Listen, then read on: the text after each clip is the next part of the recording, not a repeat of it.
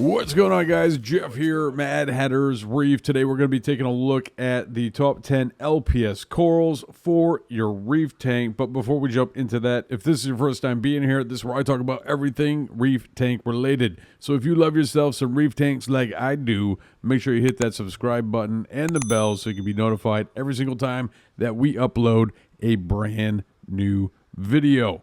All right, let's jump into it. And kicking things off with number 10, we have the green Duncan. Now, there's not a whole lot of different color variants for Duncans. Typically, you got green and you got blue. And there's a number of different morphs in between, all variants of green and blue. And the more common of the two is definitely green. There's also different growth types for Duncans. You have branching and tabling.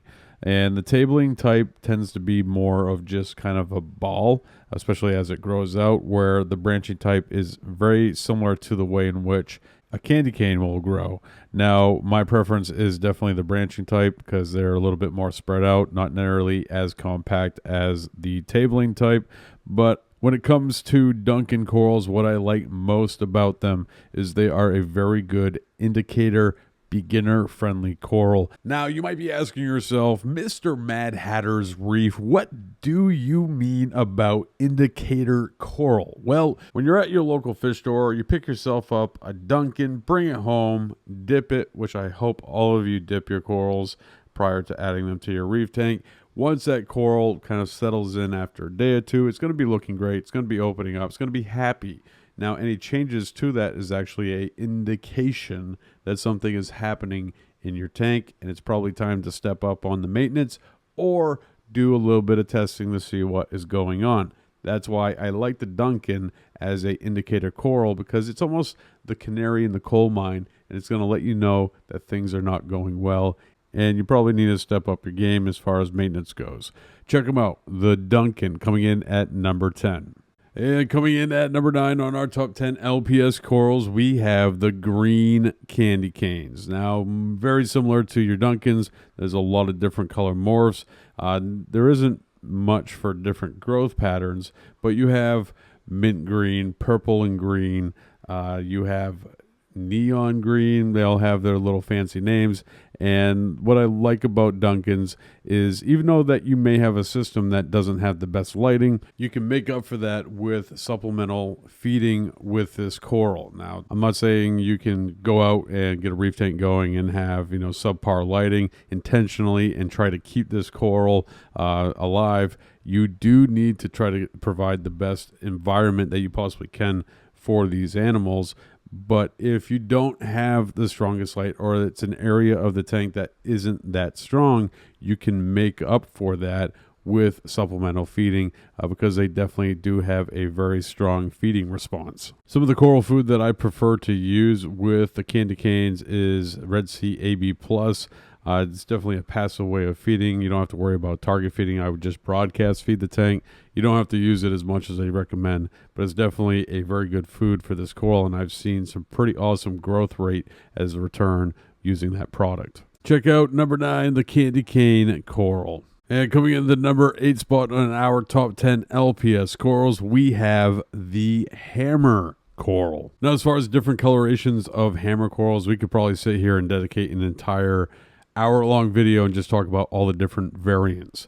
The most common coloration that you're going to see is green, but there's also purples, there's oranges, there's yellows. There is an absolute ton of them. There's even different variants such as toxic, splatter, all different types. As far as the Euphyllia species of coral go, the hammers tend to be the more hardy of them, and if you're looking to start broadening that Euphyllia collection in your reef tank, I definitely would take a look at the hammer coral.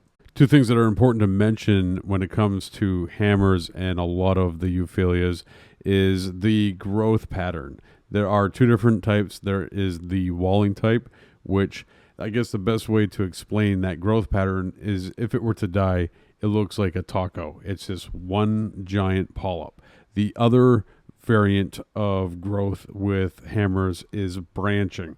In any circumstance that you are shopping, I would stay away from walling type hammers and definitely go for the branching type hammers because they have a way better success rate. So that's the first thing that I want you to look for. The second thing is when you are shopping for a hammer coral for your reef tank is to take a look at the flesh band. The flesh band is basically the skin that covers the skeleton or the branching part of the hammer. And in a lot of circumstances, obviously you're not going to be able to see that in a online photo, but if you go to your local fish store, your owner or employee that's at the shop should be able to show you the flesh band of the hammer, and you want a really good flesh band on that hammer. If it doesn't have much of a flesh band at all, you probably want to avoid that hammer because there is something going on and it's not as healthy as it should be. One of the best LPS corals out there, check it out, the hammer coral. Coming in at number 7 on our top 10 LPS corals for your reef tank, we have the Favia Brain coral. This is specifically the Dragon Soul. This is my personal favorite. Purple and green, even though that those are pretty common colors to nail down, there's just something about the growth pattern of this coral and the coloration that absolutely melts my heart. Now, as far as care requirements for the Favia, they are a coral that does best in the bottom half of the tank. Typically, I like to put them into the sand bed, but it does matter the par levels of your lighting. They typically like that 120 to 100 par at the sand bed, and they definitely like moderate to low flow. This isn't a coral that you want to hammer with light or flow, and has definitely some of the best coloration out there, one of my personal favorites. Now, they're not just limited to purple and green. There are a number of different colorations out there. The Dragon Soul just happens to be one of my personal favorites, and I have quite a few of them here at the store. Definitely an amazing piece once it grows out, but there are tons of colors, like I said, and it's not an overly demanding coral either, so a lot of beginners can find success with this coral as well. Definitely one worth checking out, the Favia Brain coral.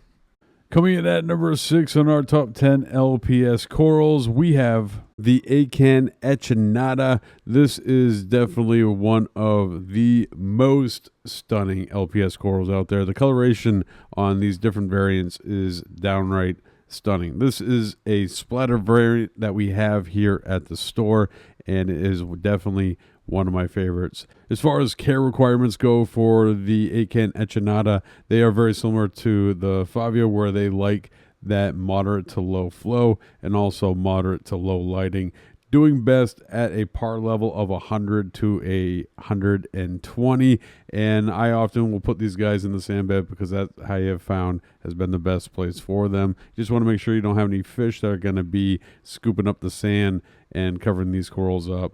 But outside of that, they are an amazing addition to a reef tank, and I like them best once they've grown out a little while and really start, especially the splatter variety, throwing in those other colors that they can produce over time. Coming in at number 5 in our top 10, we have the Space Invader Penia. This is one of my personal favorites, and as far as care level for this guy, I would consider a intermediate care level coral. One thing that you need to make sure that you address when you are keeping this coral is giving it plenty of space, because they have sweeper tentacles that could come out at night, and you don't want them slapping their neighbors around. So the whole Space Invader thing is a real deal. Now, as far as care requirements for the Penia, they like that moderate to low flow. And as far as lighting goes, I have kept this coral under a few different levels of par, but I find that the 120 to 150 range definitely brings out the coloration. Absolutely phenomenal coral. Check it out, the Space Invader Penia. Coming in at number 4 in our top 10 LPS corals, we have the good old Blasto. Now, there are a number of different types of Blastos in the hobby, and probably the more common two that you're going to see most often is the Welsies as well as the Merlettis. The Merlettis tend to be a lot smaller, where the Welsies usually have a much larger polyp. My personal preference is the Welsies because you get that nice big meaty polyp. As far as care level for these guys, they are considered beginner friendly. I would keep them probably at the 75 to 100 par mark. That seems to work pretty well for me. And as far as flow, they typically like lower flow. Like in this video footage right here, this is probably a skosh, just a skosh too much flow. I definitely, in a reef tank, personal tank, I'd probably keep them in slightly less flow than what you are seeing here.